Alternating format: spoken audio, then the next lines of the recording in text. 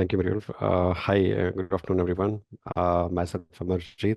I already got my introduction about myself. I'm currently heading the AML Compliance Department at Sharaf Exchange, and I have close to more than 10 years experience, like Miss Muriel has mentioned that. So I'm here today to give you some updates on the targeted financial sanctions. It's not like a training; it's just a learning for all of us. I also learned something from you today. So in case you have any questions on that on TFS, I'll start with some presentations. So if you have any questions, you want to ask anything about the TFS, so you can please raise your hand and we can ask the questions, please. So to start off with the TFS financial sanctions, you know very well what is TFS is about that, which is one of the most important part in our AML compliance framework, and it also being, um, you know, from last 2 years, we have seen a lot of focus from the regulator side on the TFS side. So before we move to the TFS, we first need to understand what are the sanctions and that. I am sure everybody knows that the sanctions is like the imposing any restrictions on the countries or on the companies or on the vessels or on any countries or the nations also. So this is a kind of restriction that we impose or the regulators impose or different international authorities imposed on these people in order to to maintain the global financial industry or to maintain the international peace. So if any sanctions are imposed on any of the company, any of the individual, that means there is something wrong with that. Maybe they are involved in any kind of crime or any kind of money laundering or any kind of tariff financing or anything which is illegal. So that's the reason it has been sanctioned on that. Now, there are different types of sanctions. There are some economic sanctions, there are diplomatic sanctions, there are military sanctions, there are travel sanctions. We know that economic sanction where we have a trade barriers that we cannot trade with them, or we have a financial restrictions where we cannot perform any kind of transactions with them, any kind of remittances, import or of inward or outward remittances. There are also diplomatic sanctions where a withdrawal of diplomatic ties with a particular country. There is also a military sanctions where it means that arms embargo restrictions or on military assistance on that. And there is also a travel sanctions also where the one person cannot travel to another country or, they cannot means trade or any kind of travel they cannot do.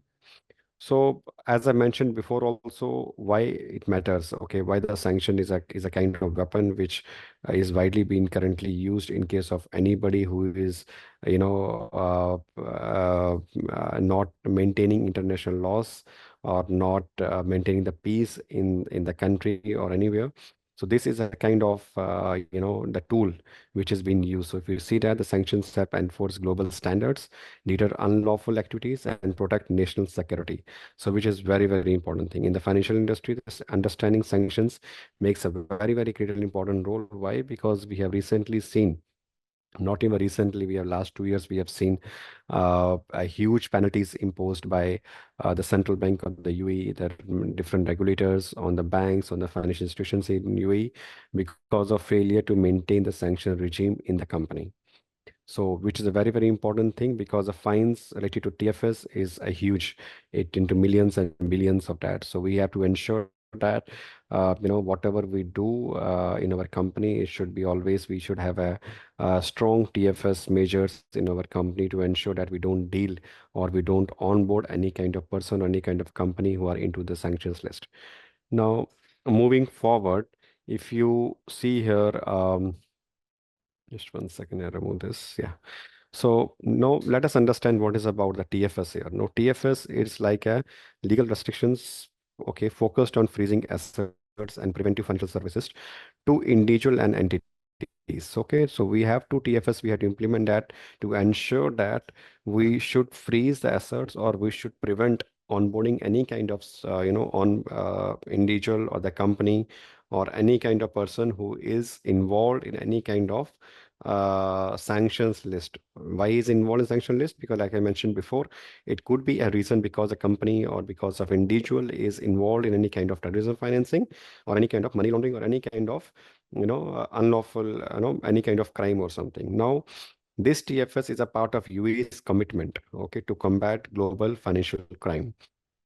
And second thing, this is governed by in UAE by the Executive Office of Control and Non-Proliferation.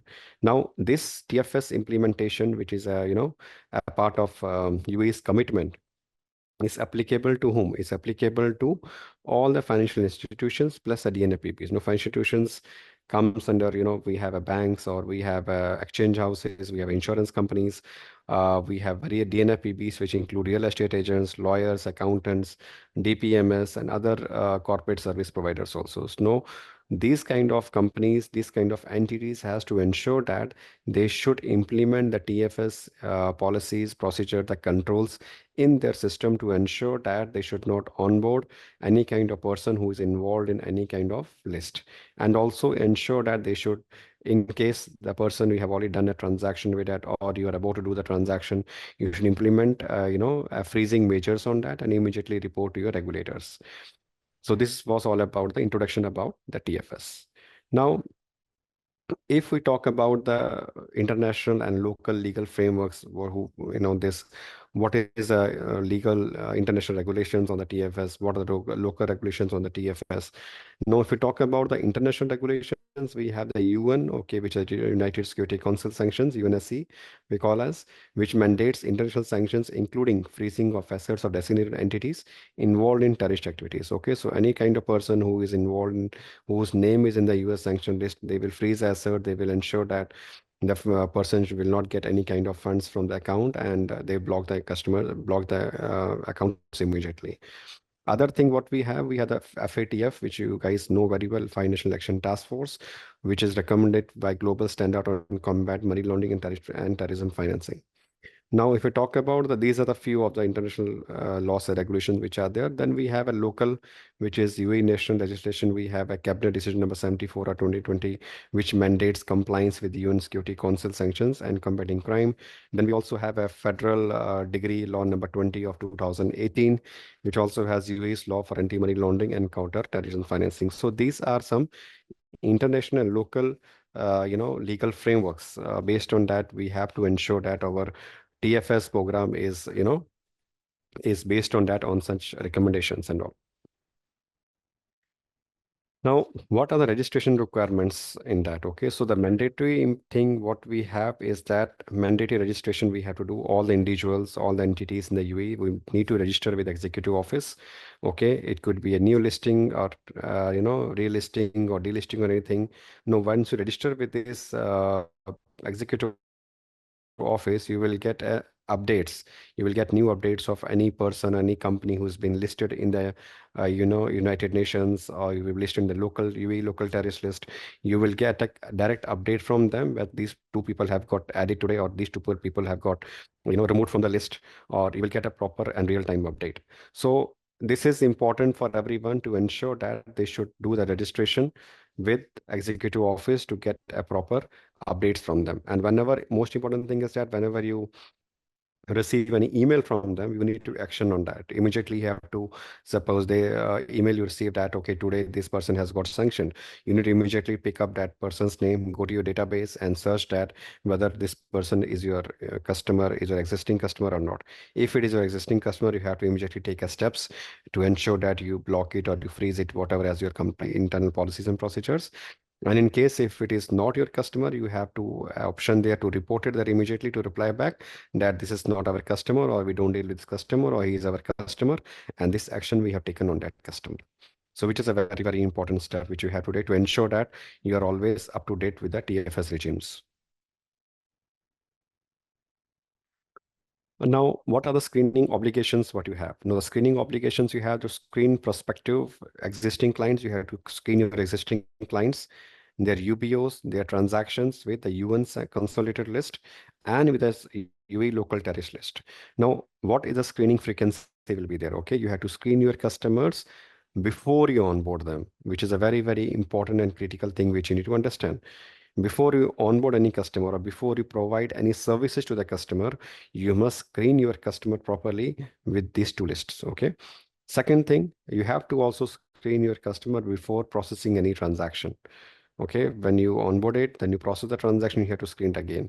And then you also need to screen your customers during your ongoing KYC reviews or any modification in the data, in case you customer has changed their address or has changed their passport or passport details or whatever information, KYC information the customer has changed, you need to ensure that you immediately go and screen your customers immediately with with those lists. Apart from that, you also need to ensure that you perform a delta screening on your all the customer base. So delta screening in the sense means you have a customer base. Suppose you have 100,000 customers, 200,000 customers. You need to ensure that you run a daily screening on those customers to ensure that none of your customers are involved in any of these sanction lists. So this will always protect the company not to having any individual, not to having any customer who is being sanctioned in any of these lists. So delta screening, also called as periodic screening, you can do it means, and as per the regulatory requirement is to conduct on daily basis, and it all depend on company to company. Some companies conduct weekly or some companies conduct monthly also, but regulator says that you need to conduct delta screening on daily basis with all your customer base.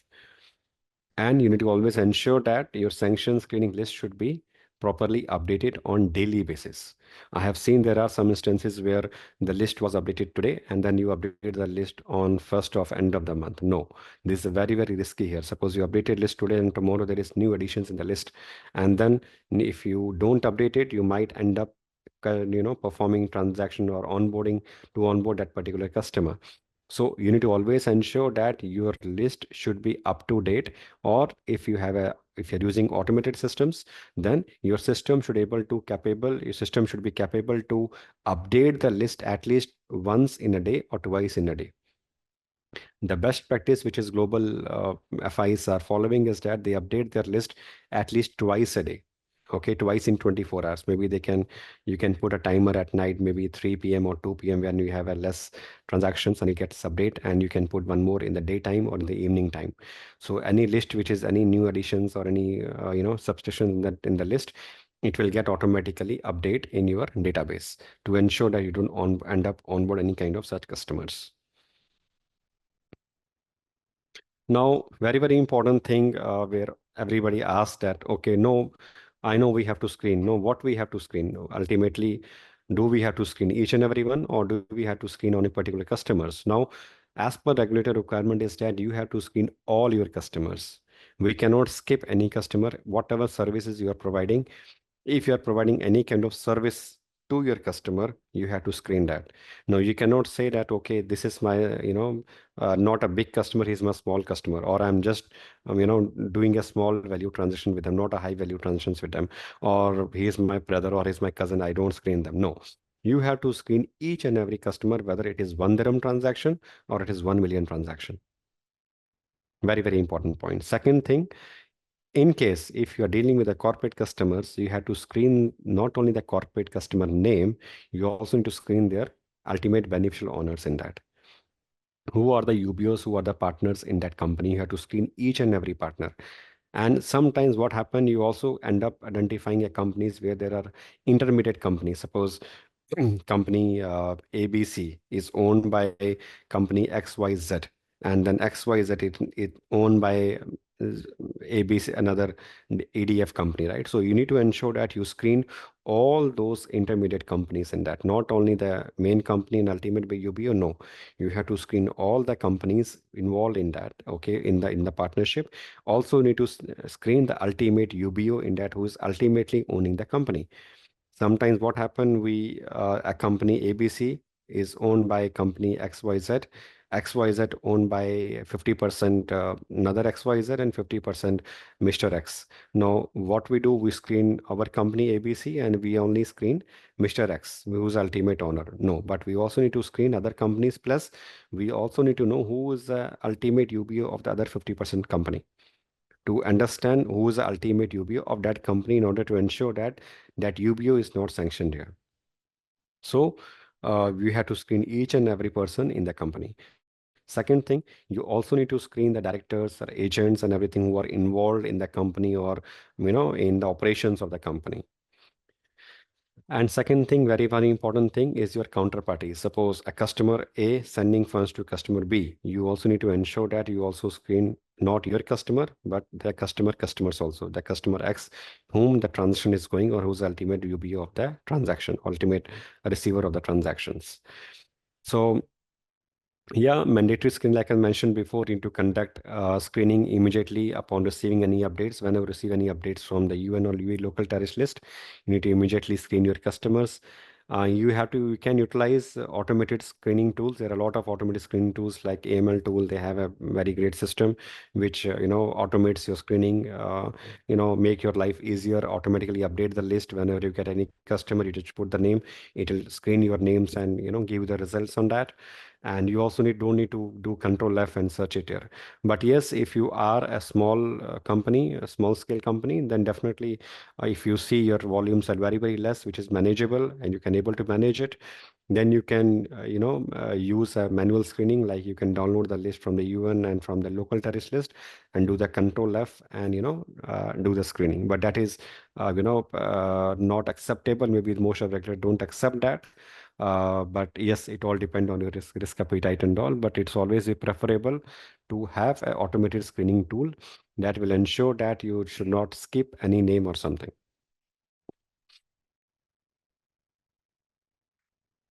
Now, what are the freezing of assets is that the freezing requirements is that you have to immediately freeze the funds.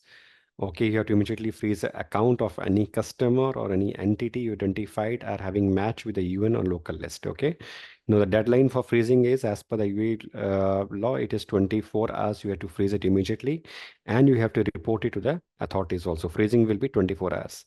Now, you have to also need to ensure that in case of any doubt, something, you can immediately coordinate with the authorities and everything, and you need to ensure that you must report it immediately via GoML platform. Okay, within 5 days of the once you receive it, you have to immediately within 5 days you have to report it.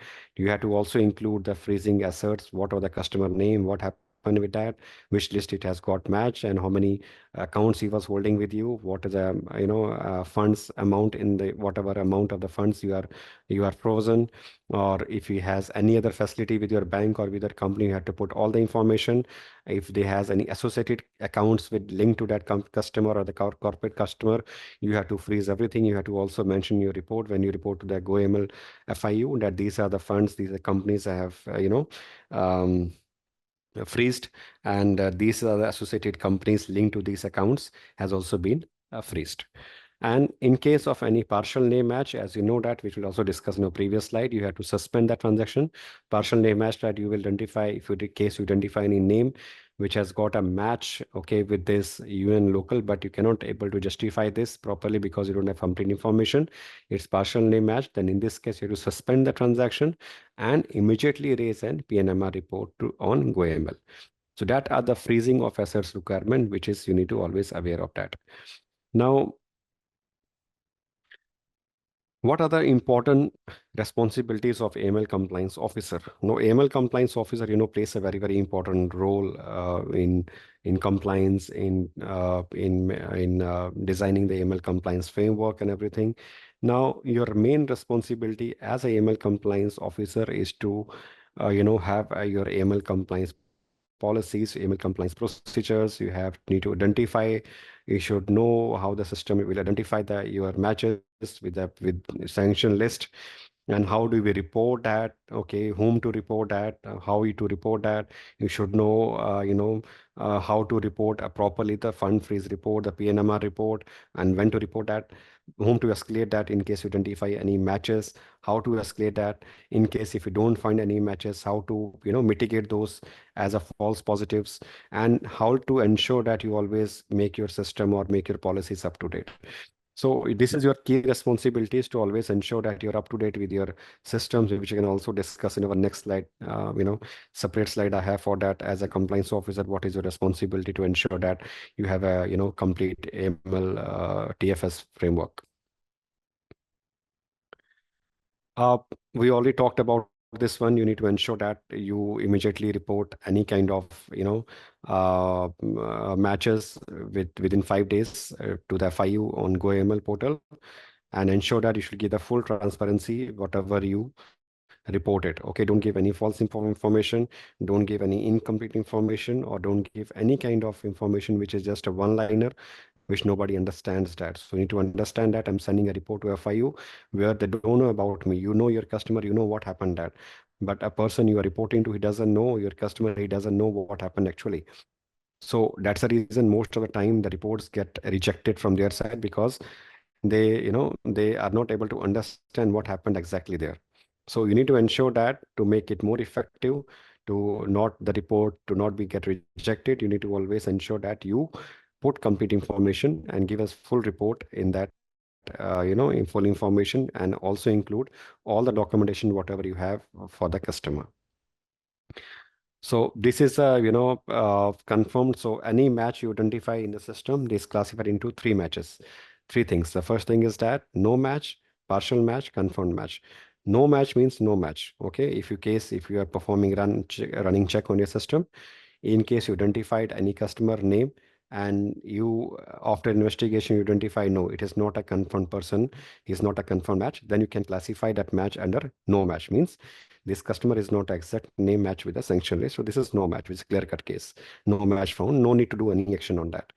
Second thing, in case you identify a confirmed match. Okay, confirmed match is that you identify a customer is a you know has a confirmed match, okay, with with a PNM, with a local and UN list. In this case, you have to immediately freeze a fund as discussed, okay, if you're existing customer. And in case if it is a potential customer, you have to reject the customer and resubmit your fund freeze report within 5 days. Same happens with partial name match report. Any customer, you have to suspend all the transaction without any delay and ensure don't allow any transactions or any kind of service to the customer, and raise the PNMR report within 5 days. Now, this is a very, very important slide, which I want everyone to focus on. Now, to design, sanctions compliance program in your company, I'm sure most of them will be the compliance officers also here. So you need to ensure that you have at least, the 8 important essential components to design your TFS or sanction screening program. Is I just explain one by one. The first thing is important is about your senior management commitment, which plays a very, very important role here. So your senior management, your board of directors, your partners should have a commitment to implement this, TMS or as sanctions compliance program in your company. So the commitment from the top is very much required. You should have a proper coordination with your senior management, with the board. Second thing is to understand your risk assessment. You need to understand what type of customers you are dealing with, what kind of products you are dealing with, so you can perform your annual risk assessment, or you can also call it as AVRA, or you can call it as ML CFT risk assessment, to understand your level of the risk, okay, to understand what customer base you have, what kind of product you have, so you can see, okay, where we stand and where we lack, so you can put a more control on those areas. Third thing is about that sanction risk appetite. You should have a risk appetite document signed by the board or your owner of the company. Says that, okay, fine.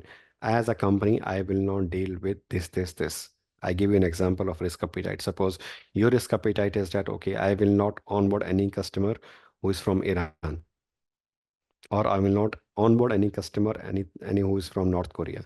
This is your risk appetite. That means the board has given you approval, has given you is a risk appetite of the company, that we don't deal with Iran, or we don't do any transaction with Iran. We don't onboard any kind of customer who's from Iran. Okay, this is your risk appetite. Now, your risk appetite could also be, okay, I will onboard Iranian customers, okay, but only those who are a resident in UAE, not a non-residents, or who are holding passports. So I will only resident customers from Iran, yes, but only those who are residents in UAE. So this is your risk appetite. So you have to define what is your risk appetite, what is the company risk appetite, and that should be approved by the board. Same thing happens, suppose as per UAE regime, there are two important things which are there, which is about UN and the local sanctions list, right? These two are the UAE requirements are there. Now, if you are dealing with any correspondent partner, and he wants the correspondent partners wants you also to follow OFAC or other list and all, that should be clearly defined in your risk appetite, whether you're also going to screen only these two lists, or you're also not going to screen other list, also something. So whatever you do, whatever you accept, whatever you don't accept, should be there documented in your sanctions risk appetite. Fourth part is that your internal controls. You should have your internal controls in place to ensure that your system should not allow any kind of person to be onboarded who is into the sanctions list. You should have a proper systems, proper controls in place, and ensure that your system is effective, and you must do a proper testing on the systems. You ensure that you should have a automated screening tools, automated list updates on every day, automated what to call this updations in the list. So those all the things are very important, very very important as a part of internal control. Fifth thing is very very important is our your policies and procedures should have assigned, okay, TFS policies and procedures in your company signed by the board or the directors of the company, to ensure that you should know what it should be covered in the TFS policies. So what type of customer, the screening patterns, and what to do, what not to do should be properly covered in your compliance policies and procedures, and should also be circulated in your company. Sixth thing is very, very important is about the training program. You need to ensure that as a compliance officer, you should first get trained on that, and then you have to train all your staff in the company, which is a very, very important thing. Because if you don't provide the training, they will not come to know what they need to accept, what they need to reject. They will end up rejecting all, or they will end up accepting all. So you need to ensure that they should know what they are doing it. Seventh thing is that independent audit and testing, which is very, very important role. There should be independent auditor in your company, or maybe you can hire somebody from outside to come and test your systems, test your compliance policies and procedures and your control, to ensure that you are meeting all the requirements of the TFS or regulatory requirements, which is very, very important. At least once in a year, this should be in your agenda. Last but not the least is the record keeping. So whatever you do, whatever transactions you make it as a false match or confirmed match or false partial name match, whatever you do, you need to ensure that you record it immediately. Okay, you should not just after raising a fund freeze or after making the false positive, you not throw out any document or something. So need to ensure that you always keep your documents safe in your system to for a regulator in case of any query from the regulators. So these are important 8 essential elements you need to ensure that should be there in your company.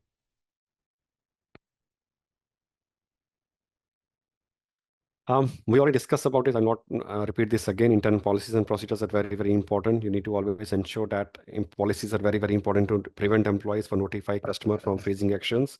So if any case you freezing any customer's account or have any doubt on the customer, so you should not inform your customer. That should be documented in your policies. You should know what needs to be done in case of any matches you identify, and definitely the controls policies which you already mentioned just now. Second important thing, as I mentioned initially, also the being very, very important now, and the fines are very, very huge. And you can see the penalties for non-compliance is in UAE starts from 50,000. It goes up to 500,000 or 5 million or 10 million also. You might have seen the news also recently. It was on Khaleej time 2 weeks back. One of the bank has been fined more than 1 million because of failure of the AML compliance regimes and everything.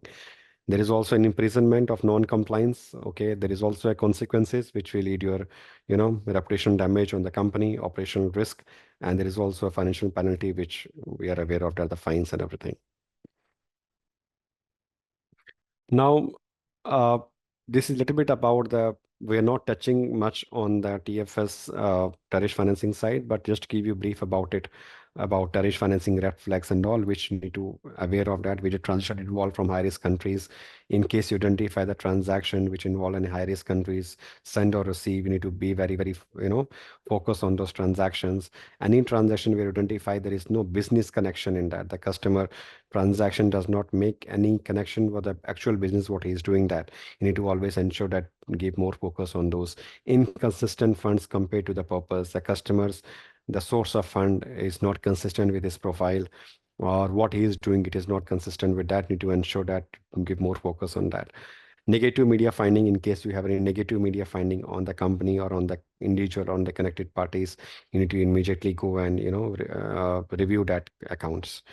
multiple accounts to NPOs to collect fund. If you identify the customer is regularly sending to NPOs or receiving funds from NPO or whatever is that, or has regular connection with NPOs in high risk countries, you have to be very, very focused on those. Or irregularity during CDD process, we identify the customers ownership is getting changed regularly, or the business model is getting changed regularly, or the ownership, whatever business models or the way of doing the business is getting changed, then you need to always ensure that to be more focused on such kind of transactions to ensure nothing is happening in that. So with this, we have completed the session on today's on the TFS. Now, you guys can ask the question if you have any question before we wind up from the session. So from Mr. Amarjeet to now me, I'm Delwyn. A lot of you must have seen me, heard me before. Uh, what I'm going to do right now is going to share my screen, walk you through a presentation. There has been a slight change in our lineup. So what I will do is I will make a very small presentation and then we will dive into some question and answers with the experts that we do have at hand. I hope my screen is visible. And with that, very quickly, what I would want to do is give you insight into the very practical kind of challenges that we face when it comes to sanctions and AML compliance. The first things that I would like to always do is set precedents to give you sort of like an analogy, because I feel like the easiest way to understand what we are doing is through an example. One of the easiest examples that I can think of is that we've all been in a classroom and the teacher obviously has some tasks that they have to carry out, but they cannot always attend to children, right? There will be 5, 10, 15 minutes where they have to give control to someone else. In that amount of time, they may appoint someone as a monitor to have basically mind the class. And if there's anyone that's stirring up mischief, just write their name on the blackboard. Let's say we are in that scenario now, and the monitor has decided to add my name to the blacklist. What this essentially means is two things. One is that the moment the teacher looks at the blackboard, they know that Delvin has a bullseye painted on his head because he has been doing mischief and the monitor has written his name on the blackboard. So this essentially puts me in the bad books of my teacher. Secondly, if I talk about anyone else who's sitting around me, if they start to have conversations with me, or if the teacher notices them, just playing around with me, they also get pulled into the same trap. So they then see me as a high risk person. This is essentially the same thing that happens when it comes to sanctions, because when a country or when an international body like FATF or United Nations sanctions somebody or an entity or a country, we are basically cutting off things like their economic supply, they're cutting off trade, and we're basically coercing them into doing something that meets global standards, that's bringing them in line with what we want them to do.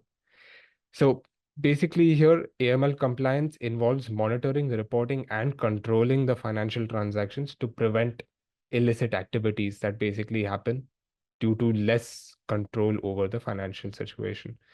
So, as Mr. Amarjeet also said, we need to regularly update sanction lists, but doing this manually is now a thing of the past because we now have systems which do this for us. Now, I would like to kind of understand what sanctions actually mean and what do they do. So, as I said, sanctions are restrictive measures that are imposed by countries or by international organizations to limit specific transactions. Why would we impose sanctions? If you've been one of our long-term patrons, you must have heard Mr. Chinmay, one of our experts, say that sanctions are implemented where diplomacy ends. So where we don't reach a very conclusive resolution with basic conversation and agreement, that is where we start to use the term sanction. The primary purpose is to influence the target, to deter them from aggression, and to bring a change in policies. There are different types of sanctions, as Mr. Amarjeet already mentioned, but most importantly, sanctions basically have an impact on trade and on economy.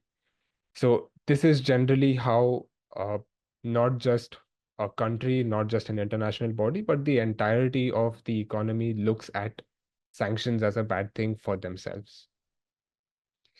When we talk about What are the things that sanctions can accomplish and what are the challenges that come along with that?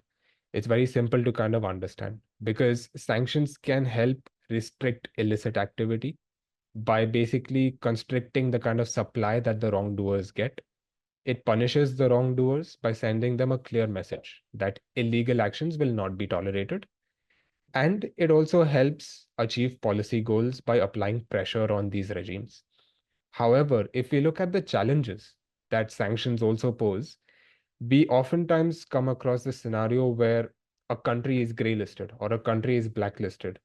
That doesn't necessarily mean that every client from that country is bad or that they have been doing something wrong. That is the challenge because even though we place a sanction, this sanction may harm innocent civilians because we are placing a very broad kind of a filter. This is where economic hardship will also come in because a lot of people that are doing their business generically, they are doing it properly, even they would face the same issues as those that are doing it illicitly. And this may eventually lead to diplomatic tensions where countries face hostility from each other. The impact of sanctions, this is something Amarjeet sir didn't talk about too much, but I want to give you just a simple example.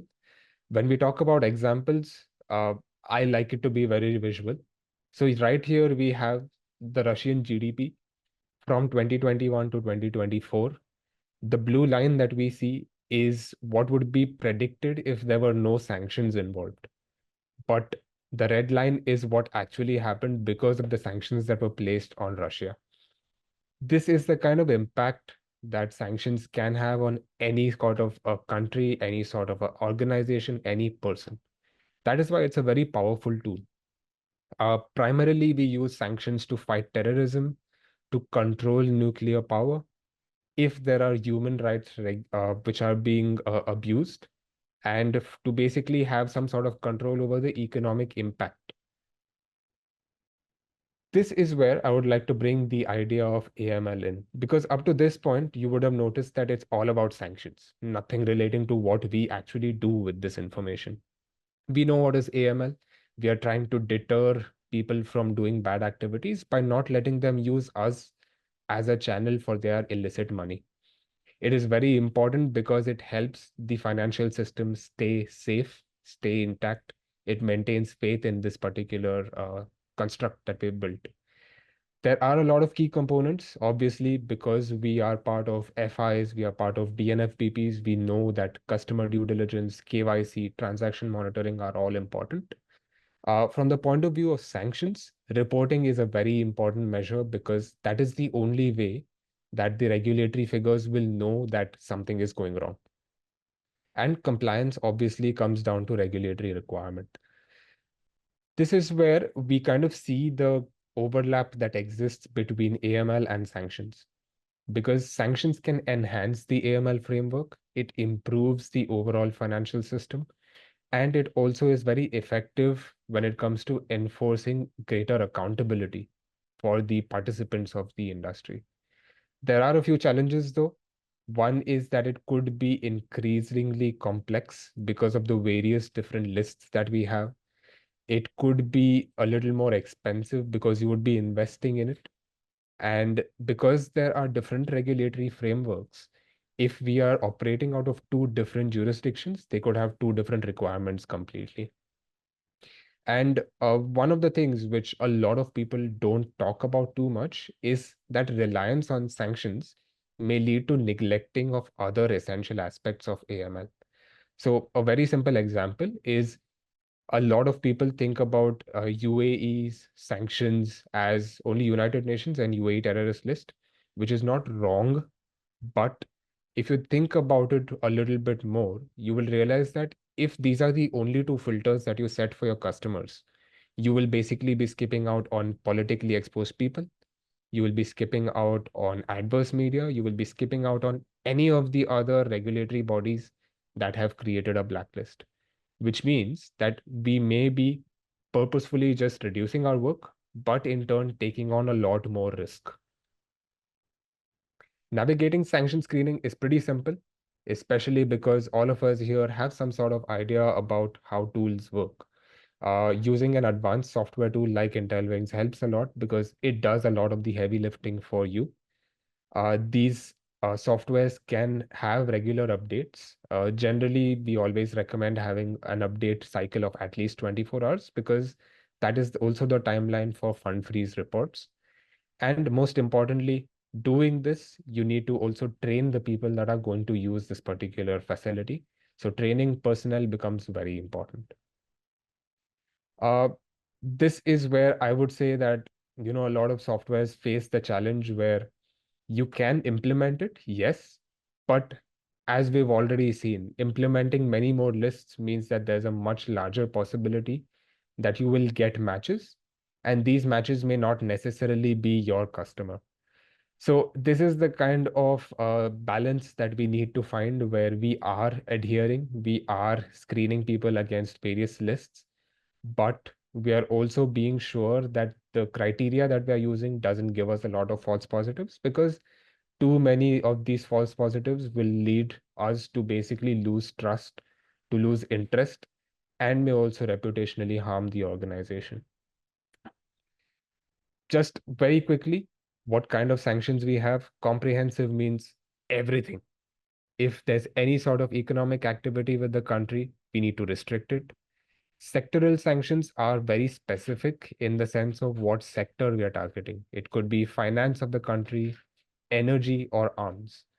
Uh, the third type, which Mr. Amarjeet has covered very beautifully, is targeted sanctions, where it's specific individuals, entities, or sectors within a country.